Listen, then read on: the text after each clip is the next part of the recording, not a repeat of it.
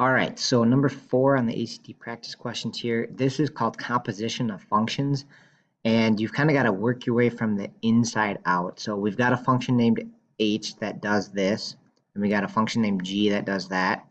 So we have to do h of 2, get that value, whatever number that is, and then plug that into g.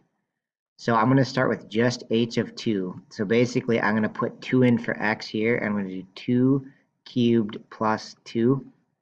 So h of 2 comes out to be 2 cubed is 8 plus 2 is 10. So that's 10. So basically h of 2 is 10. So I can replace this h of 2 with 10. So now it's going to say g of 10. And now I just got to do the g function at 10, which does 2 times 10 plus 3. And that's 20 plus 3, 23. All right, and that's our solution to number 4.